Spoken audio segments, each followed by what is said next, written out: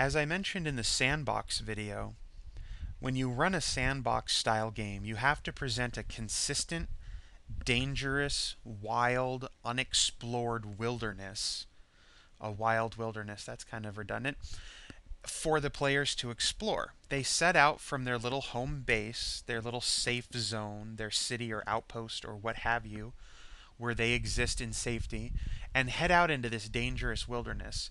And they explore because at first they have no clue where anything is. And as they explore, they encounter areas where you can add adventures.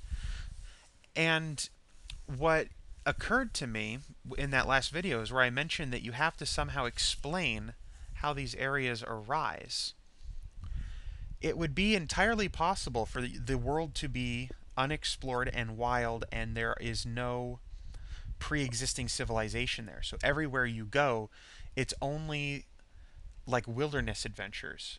The game's called Dungeons and Dragons, and so most of the time a typical D&D adventure is a dungeon. You head underground, you're traveling through crypts, catacombs, sewers, subterranean dwarven fortresses, cave systems. And so if you're having this campaign world where there was no previous civilization, you're basically in wilderness where the sole inhabitants are monsters. There is not going to be crypts, sewers, catacombs, subterranean dwarven fortresses. You can have cave systems, and you could have like smaller dungeons where goblins have, created their warren in the hills. And so there would be these underground passageways for them and what have you. But you don't really consider too many of those humanoids to have sewers underground or catacombs. That doesn't strike you as that's the kind of things that they would build. So in order to incorporate those into a sandbox game, you have to have some sort of pre-existing society that then fell or was overrun or mysteriously disappeared somehow. And that's what I was getting at in the Sandbox video when I mentioned the abbot's study in the forest. Either there was a pre-existing society and an abbot had a study in the forest back when it was safe and then it became unsafe, or someone in the town was some sort of super badass abbot who headed out into the mysterious, unexplored, super dangerous wilderness and created a study out there. Who knows why he would decide it would be a good idea to study in the middle of the monster-infested forest, but he did. Either one of those work, but I much prefer the former to the latter, although in isolated circumstances. I'm speaking here in broad terms, most of the dungeons. You don't want most of the dungeons being super badass guys from the past from your town heading out and making these places for themselves. So you don't want to have, 5 different versions of the Abbott study where 20 years ago adventurers went out and made their little bases and then they've died and so they've fallen into disrepair. That sort of ruins the whole this is a dangerous place motif. Having it once in the specific case of that particular Abbott is okay. Well, turning to Trokair, my thought was I already have all of these ideas laid out across the Trokairian landscape. Oh, that would be a good place to do this. Okay, so they're already laid out, so let's just have them fall into ruin, and then the players can go discover them afterwards.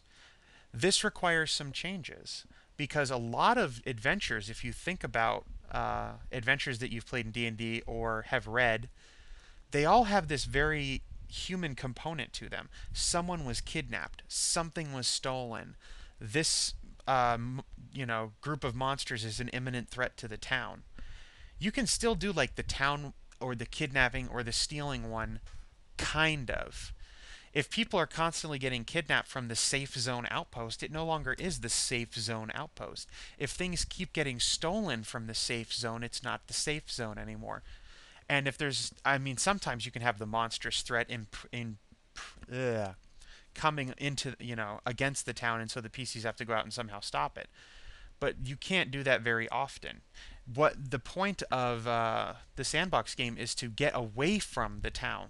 You don't want the adventures by the town or in the town or about the town. You want it out in the wilderness so that the PCs have a motivation to go out into the wilderness and find adventure. So you have to change the motivations of the players. No longer are they working for this guy, guarding this caravan, going to rescue the kidnapped kid. You have to find some other way to motivate them. And that's what I was doing with Trokair. You can no longer have, oh, the bandits, like the bandits that inhabit the ruins of Trokair, they no longer can prey on caravans traveling between towns because there are no towns to travel between, and there are no caravans because there's only that one safe outpost. So, there's no purpose. The bandits no longer serve a purpose, or at least they no longer serve their original purpose. You can still have bandits living there, but who are they going to bandit against? Bandit is a verb. Who are they stealing from? Who are they inconveniencing? It would instead have to be like a group of criminals from the town that escaped and headed out into the wilderness, and the town has left them for dead because nobody's going to go out there into the incredibly dangerous wilderness to catch criminals just to bring them back and lock them up. They think, oh, they ran away out into the wilderness, they're going to die, then fine, let's go just let them die. If, however, the PCs then happen upon those bandits, the bandits, of course, will want to fight against them, thinking they'll be dragged back to town, and so the PCs can just put them out of their misery that way. It's a different motivation for the same enemy. So I've been thinking about how I can do that. I've also considered one of the things that happened in the history of Trokair was a demonic invasion, and basically a portal to the abyss had opened up, and this was way, way, way back in history. Demons had poured out across the landscape and were just slaughtering everybody.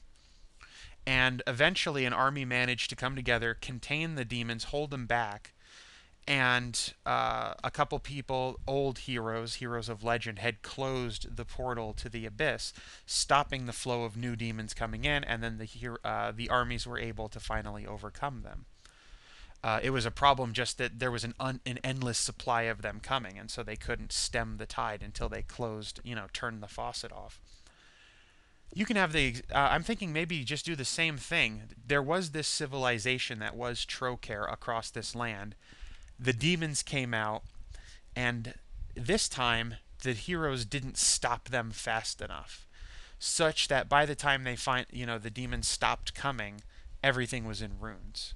Or maybe they just never stopped the demons from coming, and the demon portal is still there, but the demons don't keep pouring through continuously because there was nothing else to break or kill, so they just left. But that would explain how all of the adventure sites that I had already put there can still be there, and ideas that no longer work due to the paradigm of a sandbox game, like the bandits, can be modified or just eliminated. And you can open up the same type of adventure. We've had this picture for a long time. Here's another picture. This is the demonic portal picture. I forget what is this called. This is called Red Dwarf Nielsen. I believe this is an artist's rendition of a red dwarf sun that I got off of like a NASA website. And yeah, just a charred and burned landscape. So that's what I've been working on right now. How would the world be different? Assuming that there was a civilization there, it is now all gone. Free City Valor, which used to be the home base on the opposite side of the ruins of Trokair from Windhaven, and that was where the caravans used to travel, from Windhaven to the Free City Valor, and the bandits would then attack it. Well, Free City Valor no longer exists or at least, there's no caravans traveling. But now there's another set of city runes that are possible to be there. They probably won't be there because I don't need the runes of Trokair and the city runes of Valor both. What else did I want to talk about? Okay, so another part of this was, well, actually, I'll do that in another video. I'll talk about the particular history of how this Windhaven establishment, the PC's home base in the Sandbox game, came about. This is just a little bit more backstory that I was thinking about the overarching concerns of figuring out how to integrate Trokair with a sandbox setting. I also had some thoughts on particularly what would be the PC's home base, how was it established, and why have they not been able to push further into this unexplored land? And we'll cover that in the next video. So, bye-bye.